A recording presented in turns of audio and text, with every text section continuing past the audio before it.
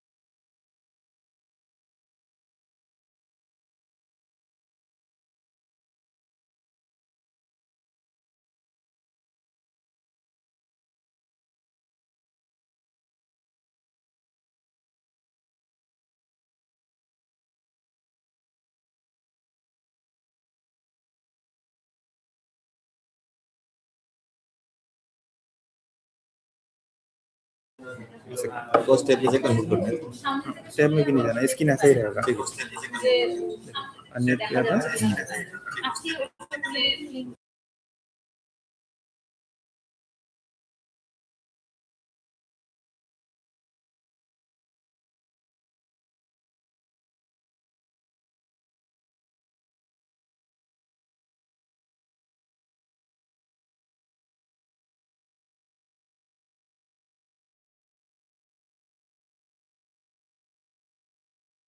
कर दो क्या लोग स्ट्रीम, ठीक है ना? स्ट्रीम में रिकॉर्ड हो जाता है, अपलोड हो जाता है। ये অফ করো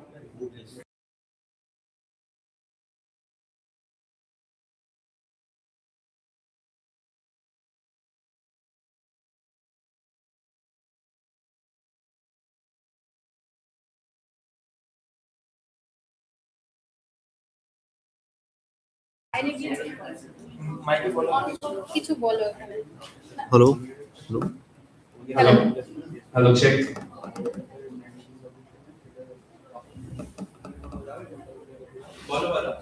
আমার প্রেজেন্টেশন Hello. পাওয়ারপয়েন্ট করে Hello, hello. Hello. পাওয়ারপয়েন্ট যদি কারো থাকে তাহলে সেশনের শুরুতে তোমরা এখানে এসে দিয়ে দেবে বাপি আমাদের একটা পাওয়ারপয়েন্ট আছে new colonisation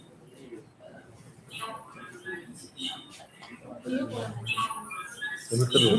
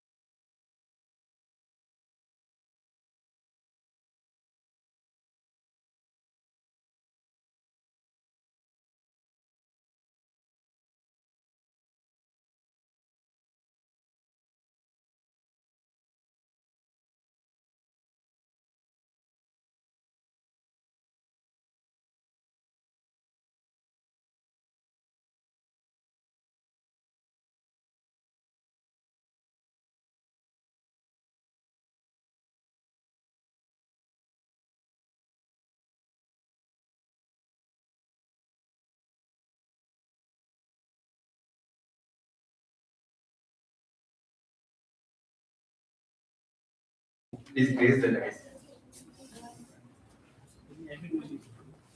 Professor Dr. Shanchari Roy Mukherjee, our honorable Vice Chancellors have already joined us through online mode. We have among us Professor Dr. Gangotri Chakraborty, our guest of honor.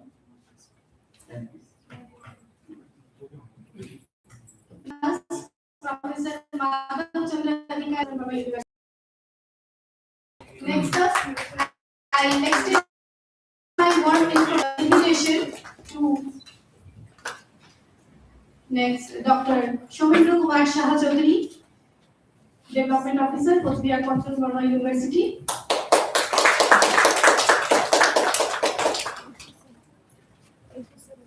Thank you, sir and madam.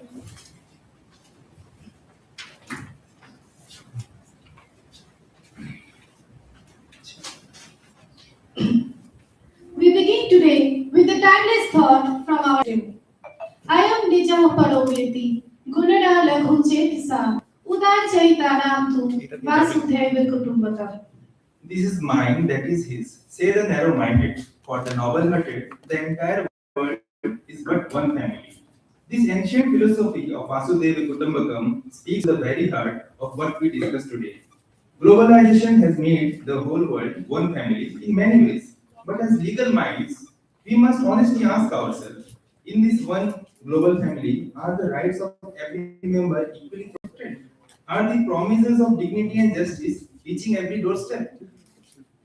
Today, on 27th of March 2026, the Department of Law, Coachbihar Consular Verma University, formally opens its national seminar on globalization and human rights, challenges and opportunities in a connected world. Our university, established in 2012, proudly bears the name of Thakur Pancharan Verma, a visionary social reformer who saw education as the most powerful force for social justice and individual dignity. Carrying this claim forward, our Department of Law, since beginning its journey in 2015, has remained committed to bridge the gap between legal theory and lived reality of our society.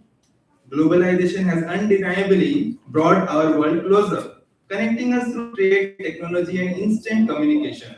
But it has also brought challenges that we cannot ignore. Widening economic gaps, threat to digital privacy, migration crisis, economic harm, and the erosion of local cultures. We are gathered here to explore a vital question. How do we ensure that globalization becomes a force for good and not a source of exploitation? Over the next 2 days, scholars and legal experts from across the country will present their research, share their insight, engage in honest debate.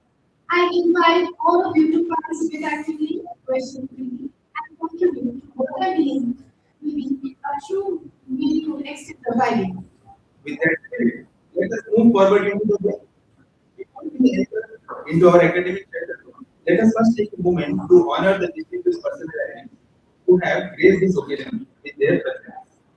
With grateful hearts, we gather here today to honor those who light our way. Their wisdom shines and their words inspire, awakening thoughts and higher desire. I now invite our student representatives to please come forward for the felicitation and honoring our dignitaries.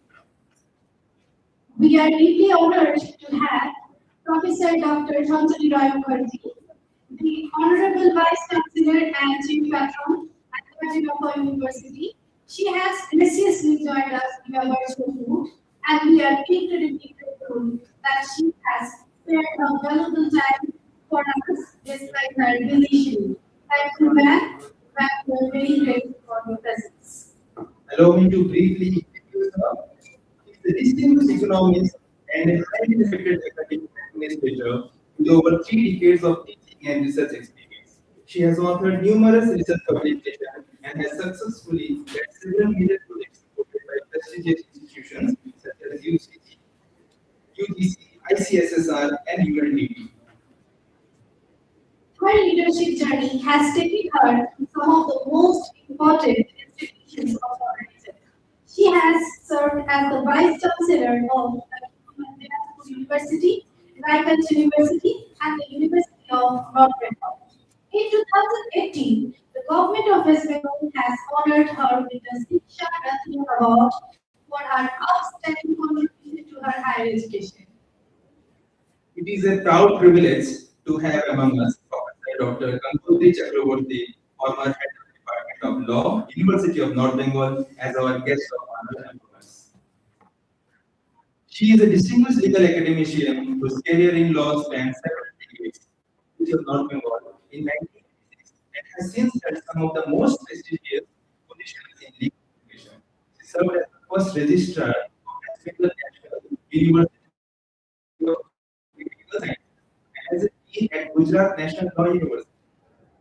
An accomplished scholar in human rights and environmental law, she has received the Best Teacher Award and the Professor Krishna Madhavan Academic Excellence Award. Beyond the classroom, she has been a dedicated advocate for women's rights and has served on various state and national legal service authorities. May I now request to kindly felicitate our honorable guest of honor. Thank you.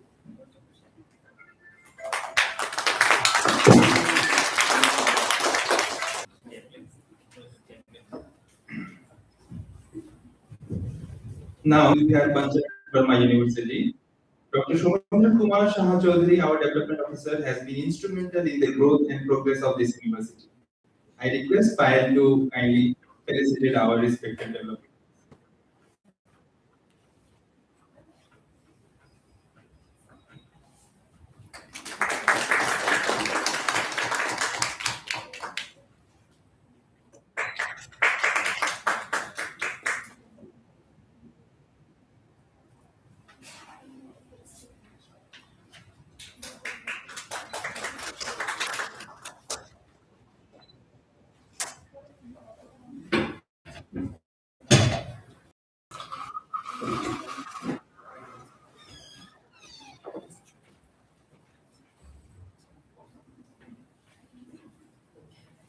Now, Dr. Dipankar Pal, Inspector of Colleges, Pontchartramuh University, is an accomplished academician specializing in nuclear physics and environmental studies. I request the Ministry to kindly felicitate Dr. Dipankar Pal, sir.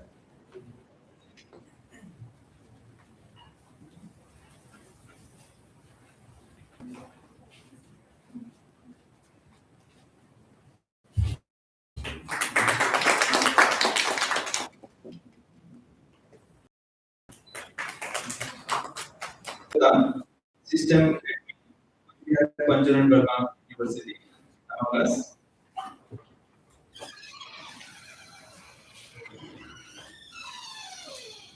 I request to felicitate.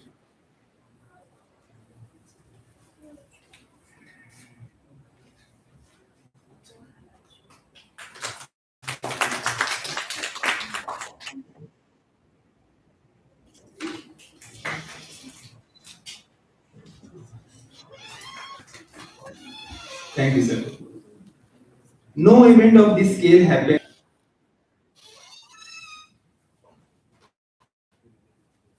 I request Payal to kindly felicitate Dr. Fakul Babu.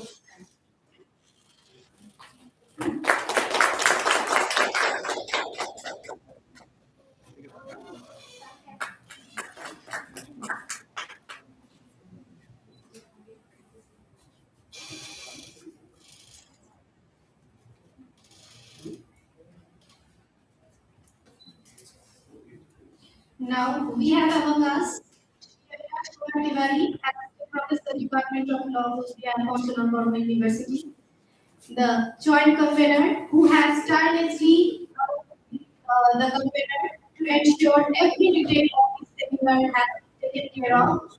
His support and coordination has been invaluable to this event. I request Payal to kindly felicitate Tiwari.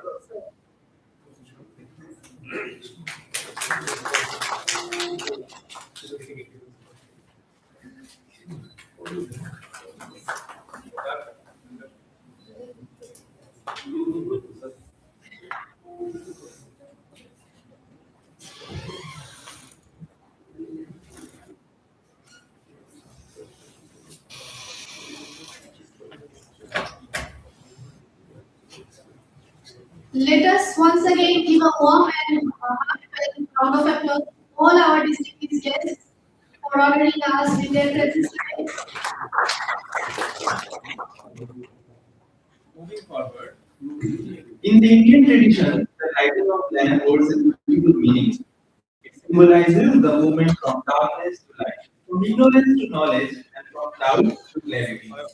I humbly request all our respected dignitaries on the dais and off the dais to kindly join us for the lighting of this ceremonial lamp, marking the auspicious commencement of this national ceremony.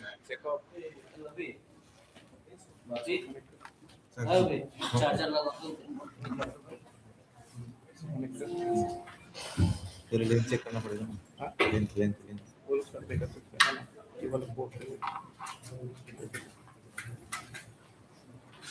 From darkness, let our mind arise, with knowledge shining in the skies. This sacred flame we light today, with our hearts and minds the way.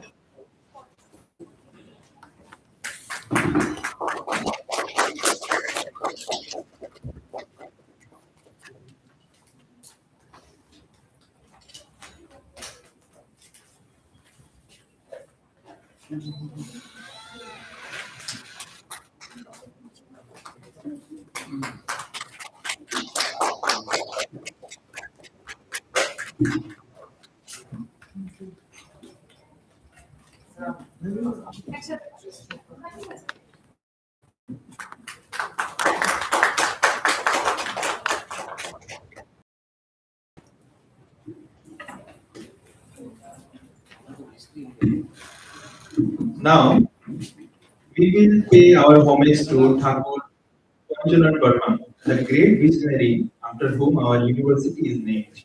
I request our esteemed dignitaries to kindly step forward to offer their tribute. A brilliant legal mind and a pioneer social reformer, he dedicated his life to championing equality and human dignity, women's empowerment.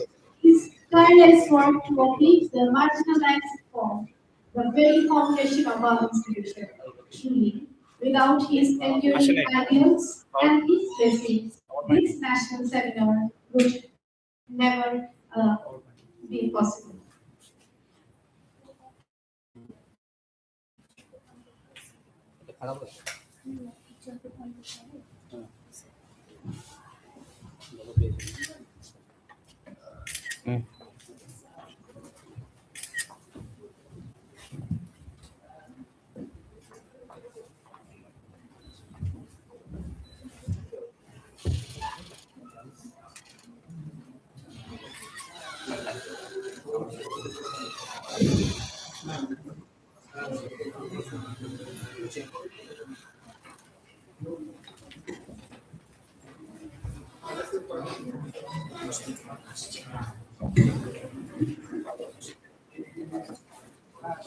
To further grace this occasion, with warmth and hospitality, the students of Department Rachana Shaha, Payal Mitro, and Urtita Chakraborty have prepared a welcome song.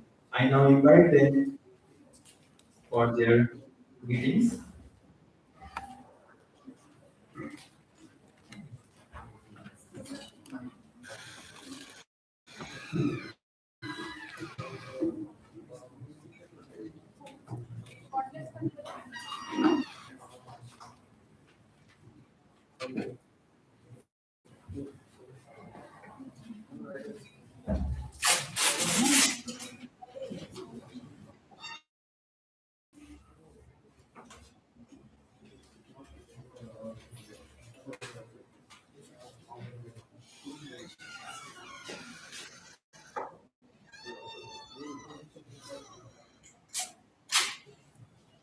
আমারে তুমি অশেষ করেছো এমনই লীলা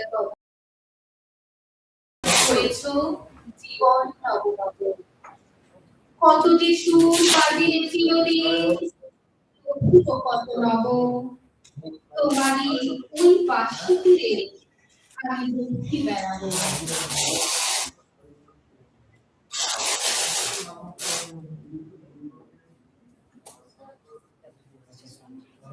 music पे दो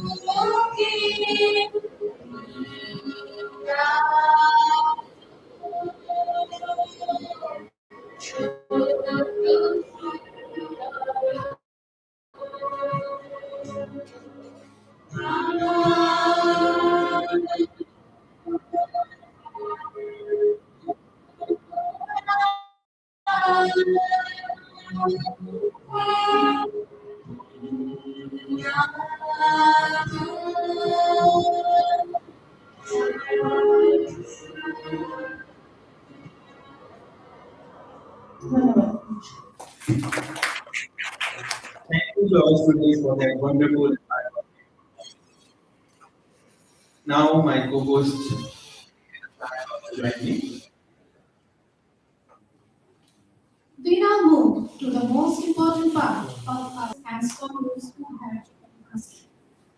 I now invite Dr. Shatilpa Ghosh, coordinator, Department of Law, Agriculture and Burma University, and also the convener of this national seminar to give you a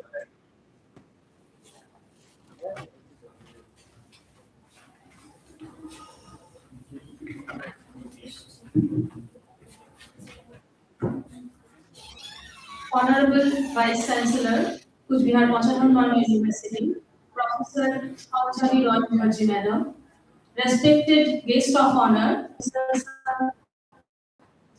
of colleges, and all other participants and dignitaries. It is my great pleasure, honor to extend a warm and cordial welcome to all of you to this national seminar organized by Department of Law, Coach Bihar Government University. Today is a very proud moment for us. Meaningful discussions encouraging the exchange of innovative ideas and addressing the emerging challenges and opportunities in the field of law. It provides a valuable platform for the academicians, researchers, professionals, and students from across the country come together. Will is here. The globalization and the human rights. In every steps, we are facing here. Our constitution says that the multi-corporate establishment or sections that dominate the whole world, dominate the market. And the other hand, the small scale industries or the small enterprises they are facing trouble. Now we are looking at the corporate town or in the big towns or the urban areas, the multi-storage and multi-disciplinary or multi-storage buildings or big shops like smart market, etc., etc., they are dominating here. But what at the same time, if we are looking at the small groceries, the small shops or garments, they are facing troubles. The globalization facilitated us all of these things, we are gathering all these at the same time, at a place. But on the other side, we think that the other section, the first section of people, they are facing troubles.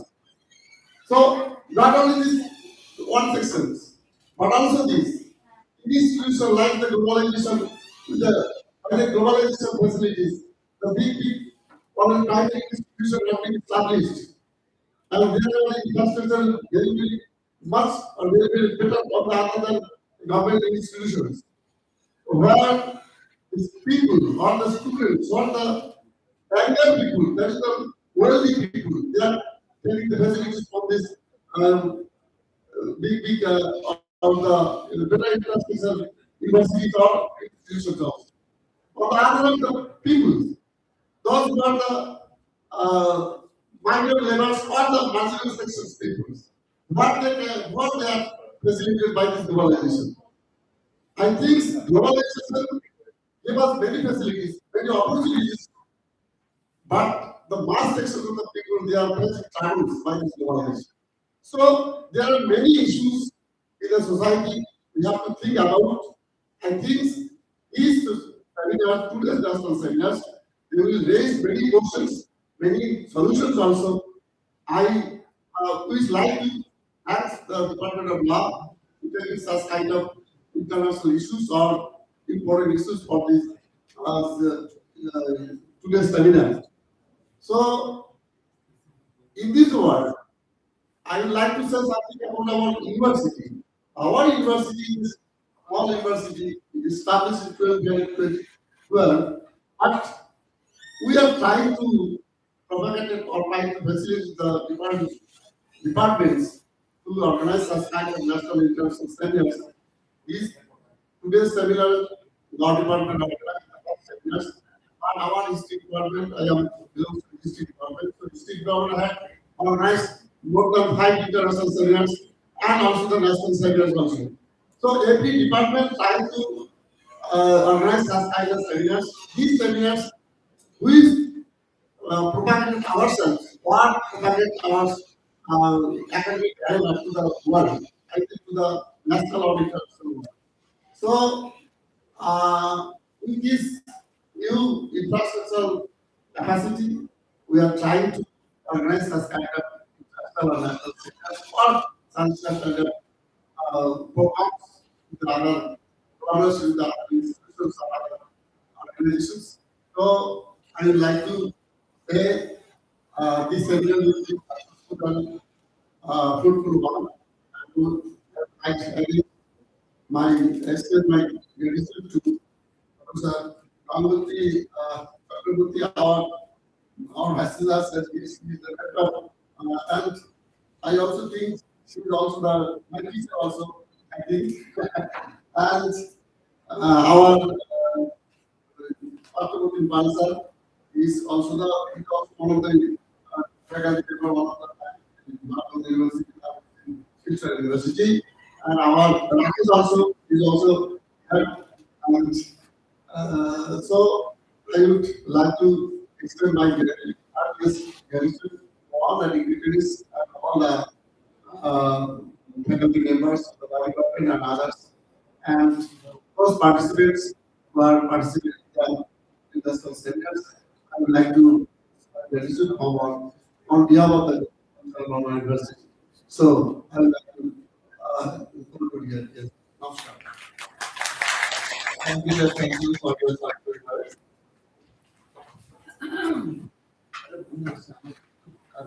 Before moving forward, I would like to announce that we are fortunate to have our Professor Dr. Karthik Das, Head of Department of Political Science of Kuchbehar Pancharan Verma University. Thank you, sir, for blessing us.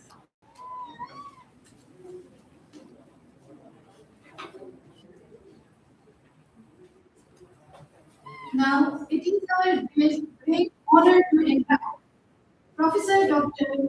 Gangutri Chakraborty, guest of honor, former head, Department of Law, University of Bombay, to deliver her address. Ma'am, the stage is yours.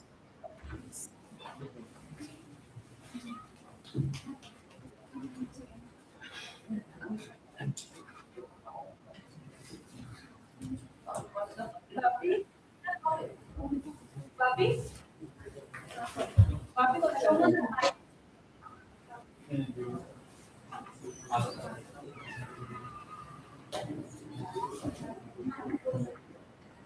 আমি জানি বলবো প্রশ্ন করাতে পারি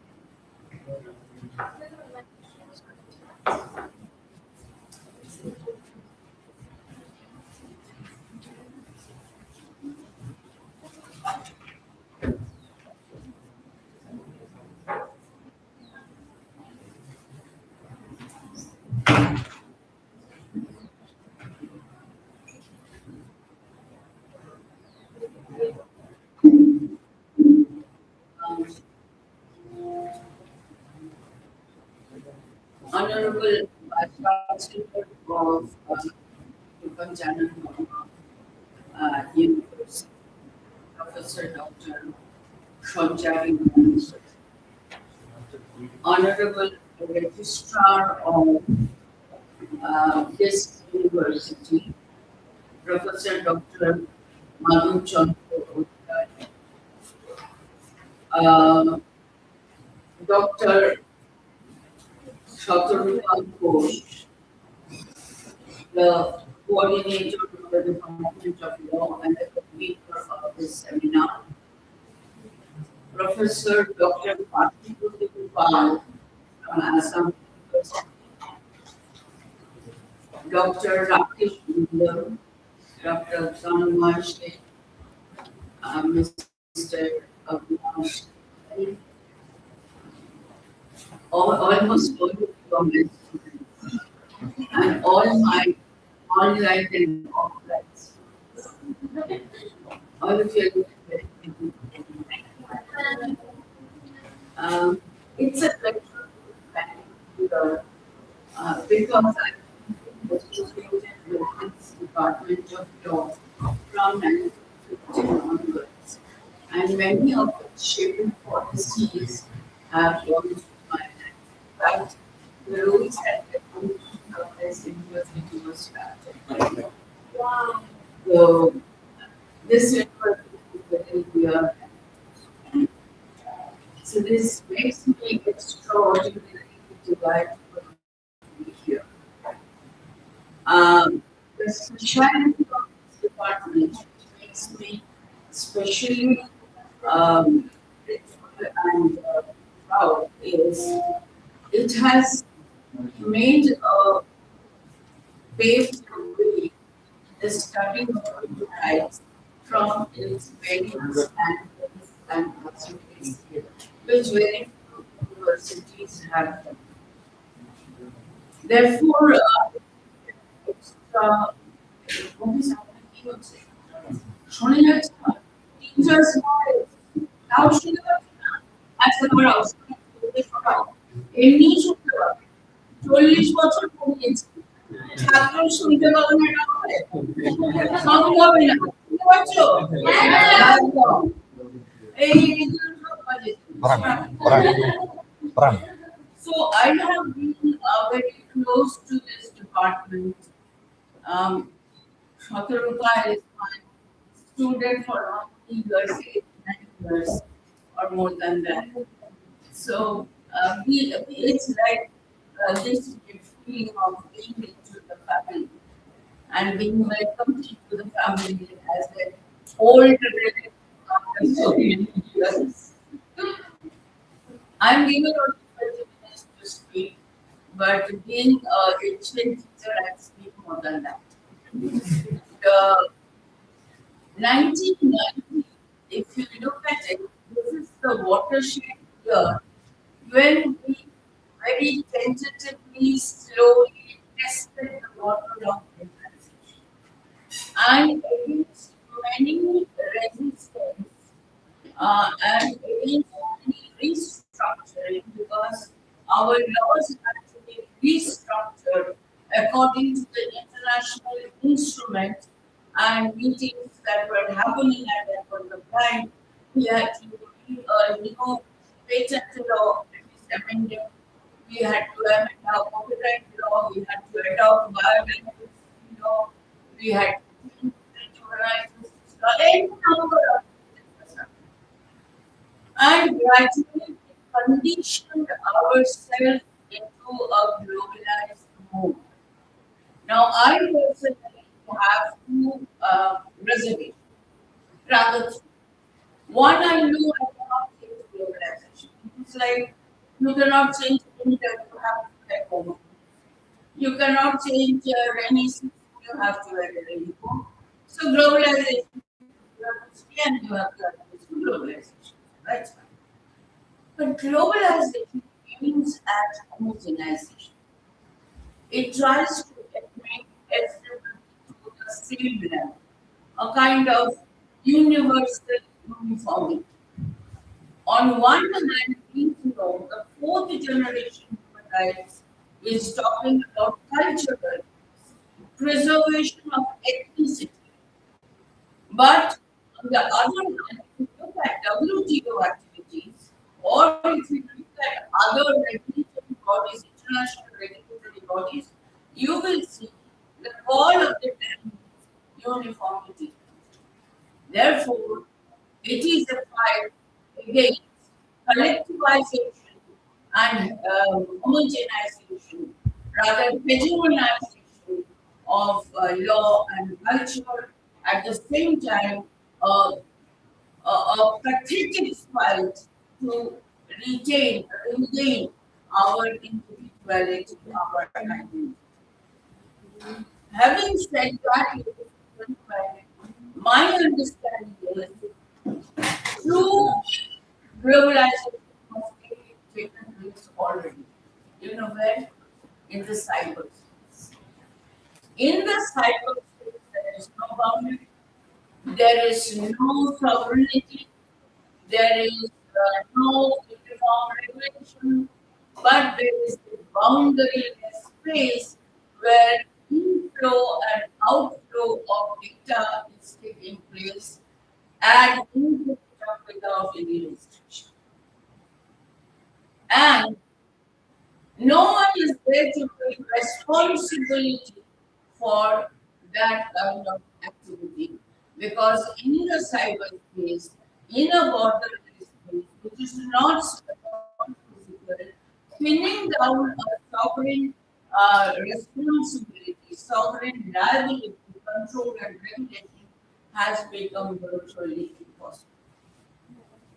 Therefore, I have chosen this topic that there is a new colonial colonization happening in the global south, which is a weaker part of the globe, which is still striving to make itself um, visible and make an impact on the regulation framework of the cyberspace and digitalization. I have, or should I? No, ma'am. I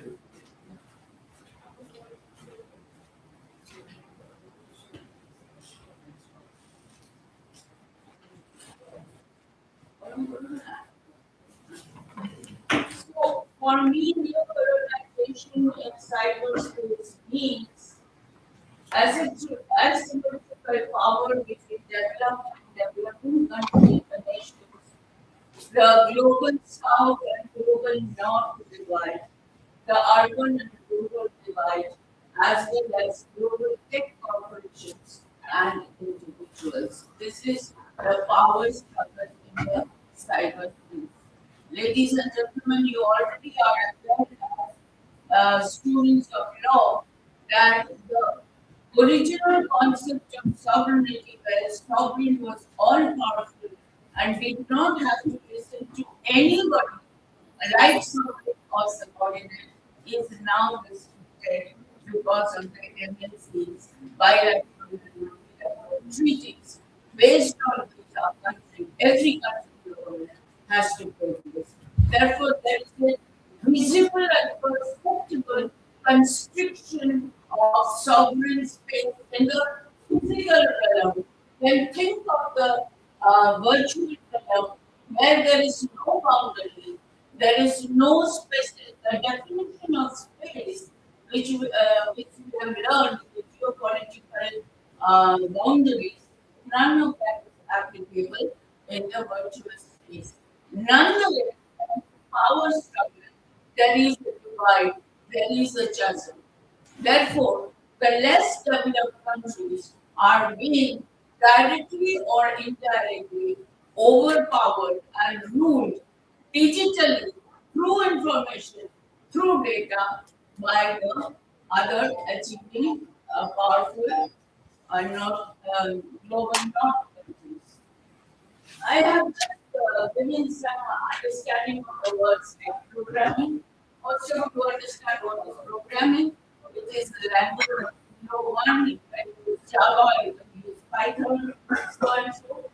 Algorithm is through programming, you are telling the computer or the AI what to do, how to behave, how to handle. That is algorithm. Digitization means you are converting what is physical into a virtual sphere which can be adopted, taken, molded, modified, changed, abused, oppressed by anybody unless you have found a way to protect your data. And data means raw facts and figures you are dealing with. So the word cyber comes from cybernetics, which means communication and control of system in the machines. So our cyberspace is in a machine, and that machine is space. I sometimes think Hindus say there are Panchabhuta, Kriti upper is another globe, and this cyberspace is our globe. You don't know what is happening, there is no boundary, it is simply ether, and you are going on fighting shadows. So it's very interesting area, and I have to understand. Now, this was traditionally the colonial concept was here as economic Kuma. I remind you know that there is a specific cycle jurisprudence schools emerging. I have taught you about these schools as well. So, led by Kwame Kuma, there is a specific jurisprudential school of cyberspace, which is looking at how to have full control of the space. It is looking at issues of electricity, algorithm bias, and automation through cyberspace. So, data becomes large corporations like Google, Meta platforms, and Amazon. For them, data becomes And because the global south is not so sensitive, all the data that is put up in the cyberspace is laptop by them. ক্ষুধার্ত মানুষের মতন তারা ভাবিতে global সাউথের লোকেরা এটা বলে মানে আমাকে যখন কেউ বলে আমার 15,000 ফলোয়ার ম্যাম আর আমি আজকে 25,000 লাইক পেয়েছি আমি বসে ভাবি এই বাচ্চাটা বাইরে দেখছি বুঝতে পারবো না যে তার ডেটাটা সাইবার স্পেসে কিভাবে লোকে চেপে ধরে খেলবে এবং তার অস্তিত্ব থাকলো না আমরা বেশিরভাগ লোকেরা জানি না যে ডেটা যদি একবার আপলোড করা হয় সেটা অস্তিত্ব মিটিয়ে ফেলা যায় না আমরা কম্পিউটারে টিকিট পেয়ে মনে করলাম বা আমি যা বলেছিলাম সব চলে গেল ক্লাউডে যাও আচ্ছা ঠিক আছে সেখানেও ডিলিট করে দাও ক্লাউড বেসে যাও দেখো জল করে বসে আছে সেটাকে ডিলিট করে দাও সুপার ক্লাউড বেসে যাও সেই সেখানে তার অস্তিত্ব আছে এটা এমন একটি ভাইরাস বা ব্যাকটেরিয়া যার এনে বিনাশ এটাকে রক্তপিত করবে না সুন্দর করবে না চন্দ্রমুক্ত করবে আমি জানি না কিন্তু এই অসুরের বিনাশ নয় কিন্তু আমরা কেউ জানি না আমরা যাই ইচ্ছা চাই সেদিন আমার এক কবি পোস্ট করে my blouses become very loose after my pregnancy I thought digital world এটা করে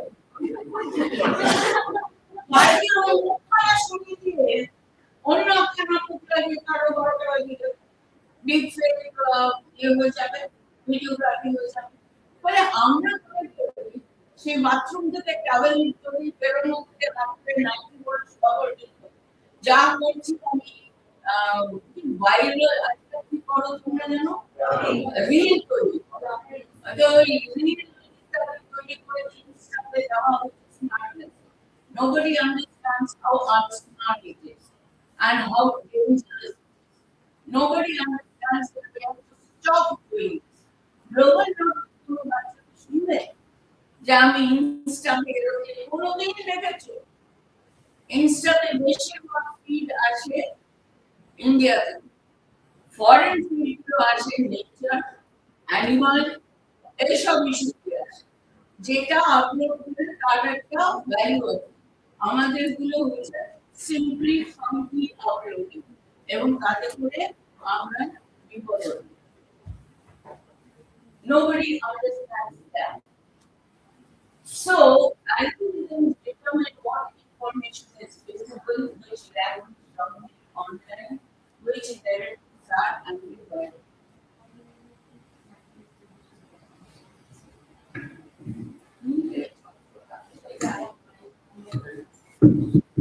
ever শুনে আছে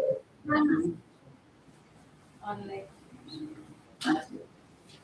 তো তাতে কি রাখতে যাচ্ছে যে এআই এর জামানা আজকাল আমি তো মোবাইল দেখি আমার ফার্স্ট জন্ম নাকি এআই জানে ডেট অফ বার্থ নাকি বলে দেবে আমি আগের জন্মে কি ছিলাম শেয়ার ছিলাম আমরা মানুষ আশ্চর্য কথা আবার আজকাল দেখি মেয়েরা ছেলেরা বলছে রিলেশনশিপ সাওয়ার হয়ে গিয়ে ডিপ্রেশনে চলে গেছে ট্যাগও 99 বলে করতে হবে আবার প্রেমে প্রেমটাও এখন মেয়েরাই করতে হবে বলে আজকে থেকে প্রেমের কল বন্ধ কর এক মাস পরে প্রেমের কথা কোনোদিন হুড়হুড়িয়ে প্রেম আসবে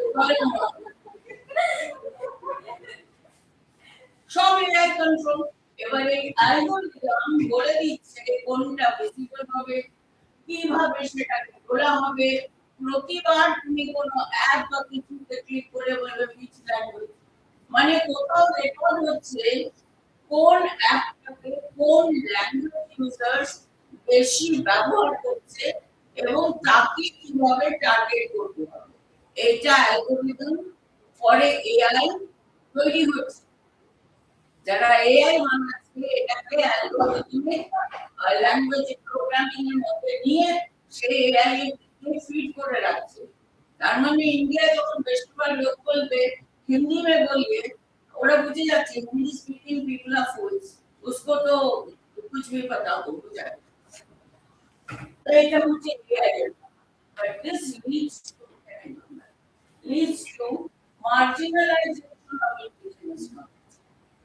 Indigenous knowledge কে নেওয়া হয় না, নেওয়া হলেও উল্টো পাল্টা। আজকাল শিন্তো, সেন্সোয়ান বলে সব টিবেটান লামাদের দেখবে যে ডায়াবেটিস হচ্ছে এই জন্য নুস্খা বলে দিলাম। Comment in my comment box. তুমি হয়তো বলতে পারো সেন্ট $10 বুঝলা তো নুস্খার কথা কম কর। I will give you the total dose but send $10. $10 in so that is the marginalization of indigenous knowledge. Cultural homogenization যেটা প্রচন্ড বিপক্ষে আমার মনে হয় কালচারাল আইডেন্টিটি ধরে রাখা দরকার এবং ফোর্থ জেনারেশন রাইটস এটাকে ধরে রাখতে বলছি কিন্তু কিভাবে ধরে রাখতে হবে সেটা বলছি। Then we concept of Western epistemologies. কোথায় বেদ, কোথায় উপনিষদ, কোথায় পুরাণ, কোথায় আমাদের অনু, কোথায় আমাদের মীমাংসা, সব সাংখ্য সব চলে গেছে। এখন বেঁচে আছে অস্টিন, বেন্থাম, ফুলার, গর্কিং। আমরা বিদেশিদের তৈরি এপিস্টেমোলজি, তাদের বিশ্বাসের যে উৎস ধারাগুলো সেগুলোকে নিতে বলে অ্যাডপ্ট করছি। আমরা লয়ের ছাত্ররা, ভারতীয় লয়ের ছাত্ররা নিজেদের মীমাংসা জানি না, উপনিষদ জানি না, আমরা আমাদের বেদের থেকে আইনের উৎসগুলো খুঁজে বার করি না। আমরা ডিপেন্ড করে থাকি গ্রিকের উপর, আমরা ডিপেন্ড করি রোমের উপর। এটা অর্গানাইজেশন ছাড়া next developing nations rely on foreign owned cloud services. India কিন্তু cloud service নেই বলতে চাও জানি। Undersea cables Indiaর কাছে আছে কিন্তু বোম্বেতে তার বাইরে সফটওয়্যার ইকোসিস্টেম আমরা এখনো তৈরি করতে পারিনি। So companies like Microsoft and Apple control critical infrastructure limiting digital sovereignty. আমাদের কাছে গুগল, অ্যাপল, মাইক্রোসফট এগুলো কোনো প্যারালাল টেকনোলজি হয়নি, আমরা ব্লাইন্ডলি সেগুলোকে অ্যাডপ্ট করে নিয়েছি। So there is a gap in access to internet and digital technological tools, global norms of divide, urban divide, especially in India. আমরা ডিজিটাল ইন্ডিয়া করে আমরা কি করছি কিন্তু গ্রামের লোকেরা স্মার্টফোন অবশ্যই ফোন করে কিন্তু সেটা ওই ইনস্টাগ্রাম ফেসবুক পর্যন্ত, তার বাইরে তাদের কোনো নেই। তারা ডিজিটাল ফ্রডের শিকার হচ্ছে এবং তারা নানাভাবে এক্সপ্লয়েটেড হচ্ছে কিন্তু তারা এই বিষয়ে অবগত নয়। So global inequality is enhanced and it perpetuates structural subordination. Next. So, আমরা human rights থেকে আসি, আমি টেকনোলজিক্যাল দিকটা বললাম। Human rights থেকে আমরা দেখছি right to privacy is recognized under the 16th Assembly versus Union of India. বলছি যে fundamental right includes to it is extended to cyberspace and includes mass surveillance, data which is unauthorized profiling. প্রত্যেকটা issue নিয়ে বলতে গেলে আজকে তোমাদের seminar অনেক হয়েছে, সেই জন্য অত বেশি না, কিন্তু এইটুকু বলতে পারি মাস সার্ভেইলেন্স হয় আমার অনুমতি নিয়ে হয়। আমি যখন ইসরায়েল তখন একটা কেস হচ্ছিল, ওখানে তো প্রাইভেট প্রমোশন গুলো কমিটি খুব ভালো করে দেখানো হয়, তো একজন যুবক যদি একে অপরকে জড়িয়ে ধরে কিছু করছিলেন কিন্তু তারা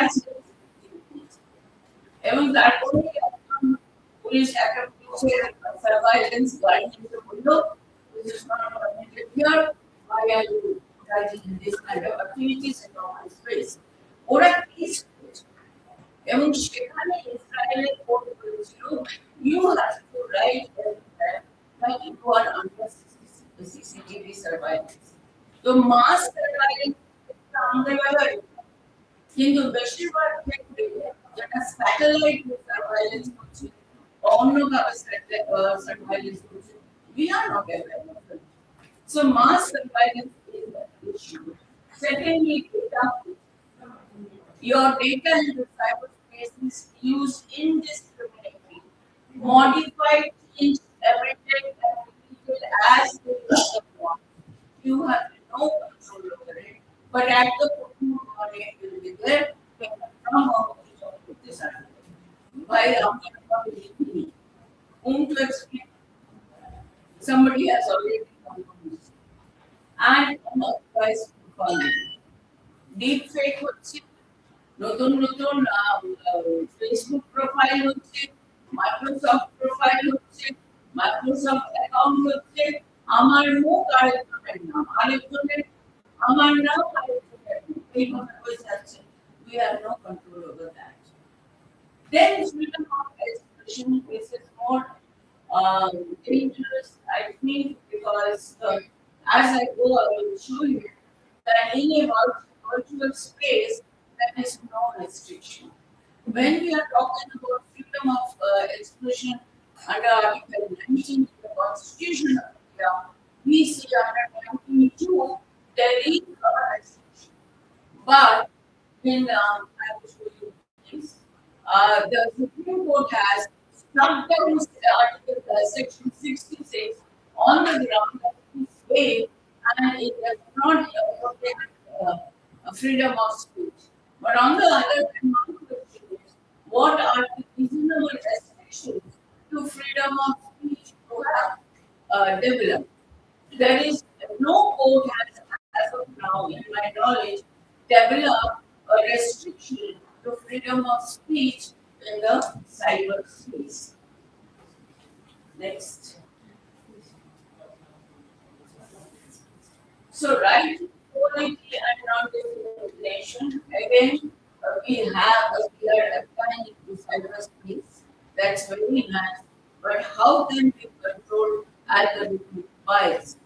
I might be biased against a particular race, particular gender, particular caste, and my algorithm will show my inclination of dislike towards them. I will build the AI accordingly, and algorithmic distribution will be very difficult to control.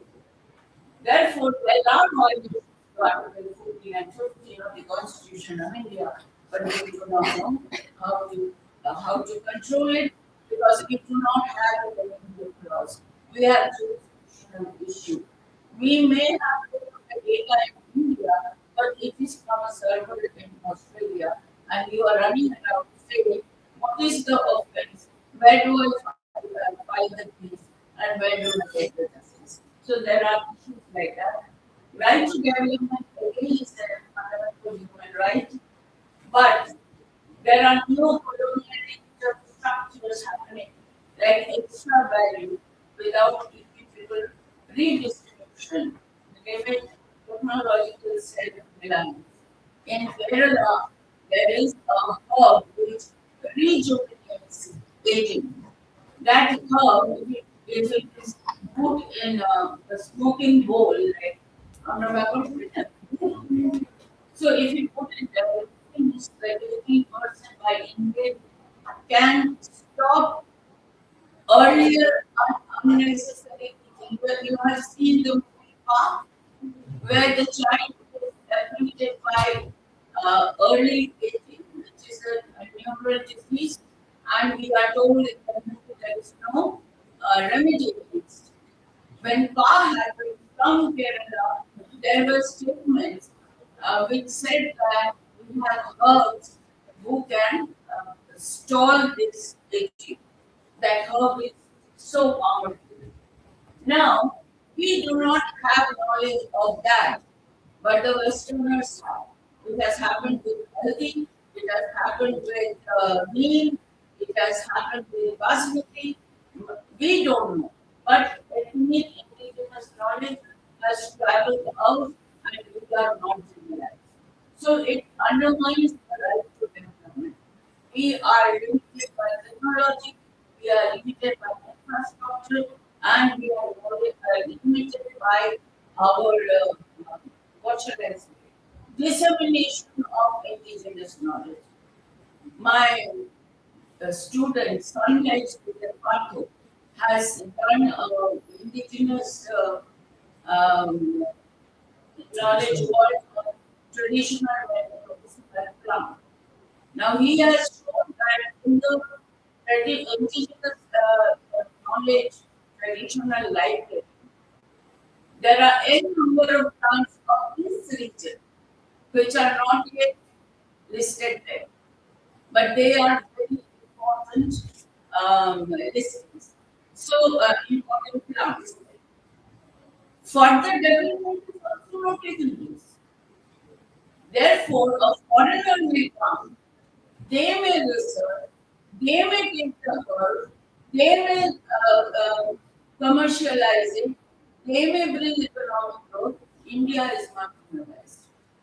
Even if India sells it, the money received, does it come back to the grassroots level? What is the ratio of profit sharing with the indigenous community and the international trade? What should I say? Liaison that take place. So those are some of the very important areas. Then secondly, as I was saying, servers are everywhere. You do not know where your data is being uploaded in. India, China, and European Union has focused on data localization. They are not now working on that.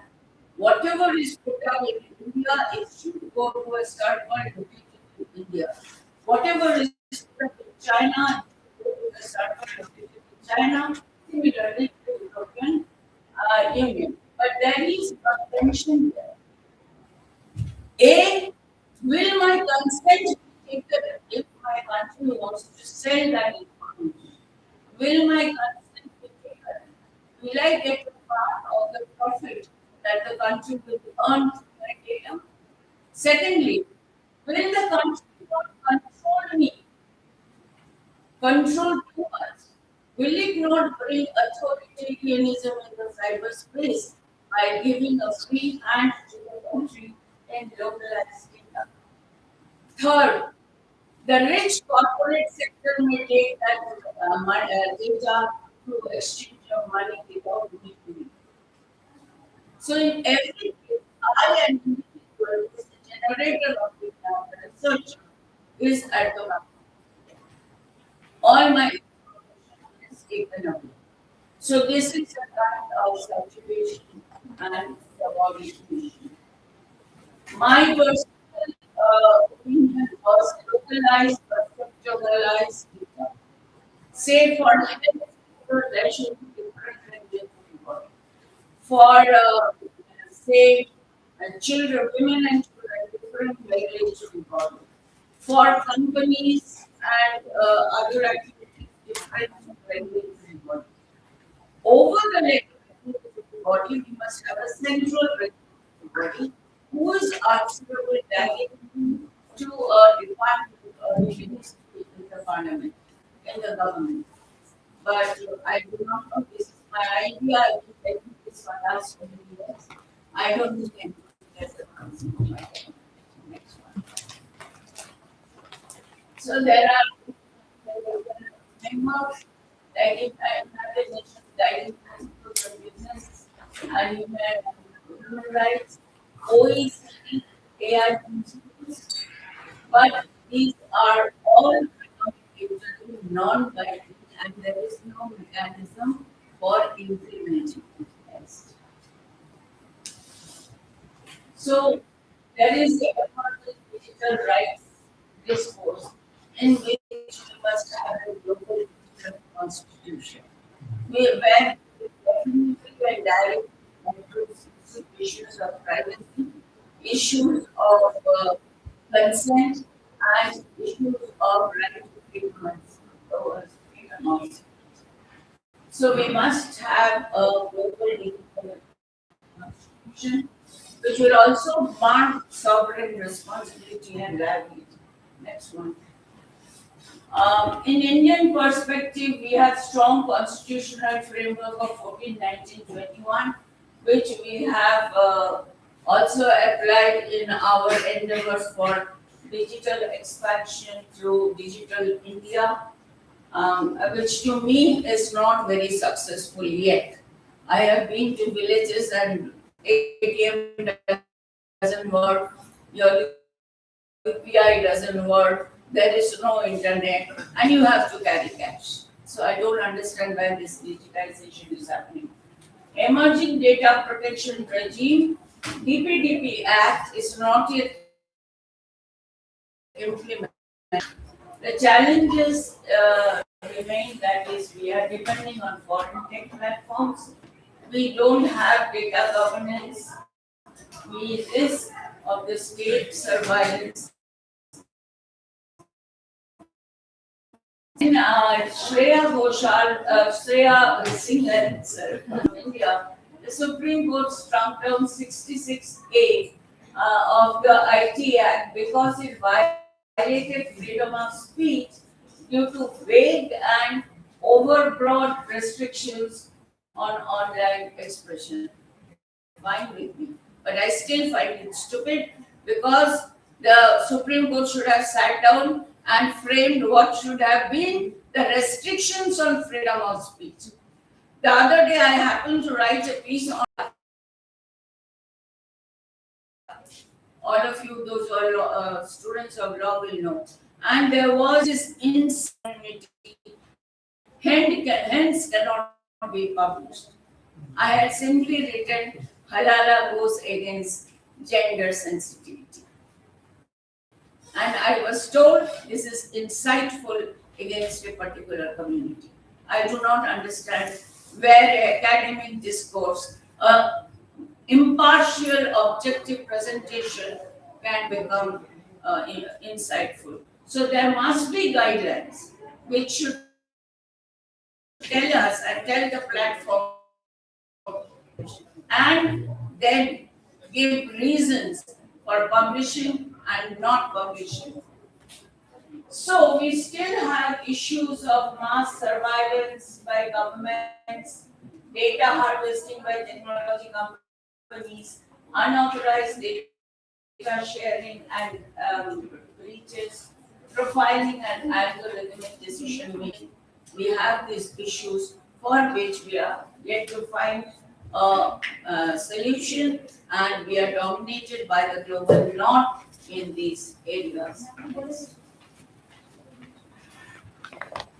Then we have Anuradha Bhasin versus Union of India, which has said that internet is a fundamental right. Very good, but it is being shut down indiscriminately. Data information is not allowed to come out. When you are not giving information, you are directly violating Article 19. Where is the remedy? Where do I go for virtual violation of Article 19? Because virtual restriction and regulation of Article 19 is not there. Moreover, I don't know where these informations are being loaded. Where is that server? I think there is structural ideological subjugation of global south and underdeveloped and developing countries. And developed countries are harvesting on our information, and they are developing technologies, medicines, indigenous knowledge refinement, and we are not getting the benefit of it. Next one. So cyber-enabled neo-colonialism represents new frontier of domination. Technology empowers rather than exploits. Data governance is equitable and just. Humanity remains central in the digital age. But the paradox is the instrument that helps you to do all this also helps you to violate all this. Thank you. Thank you, ma'am. Thank you. It was very informative.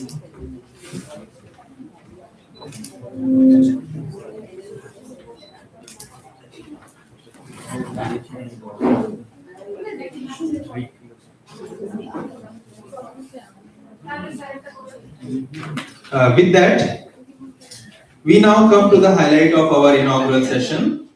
I have the privilege of inviting our distinguished resource person, Professor Dr. Partho Pratim Paul from Assam University, Silchar, to deliver the keynote address of this national seminar. Sir, the stage is yours.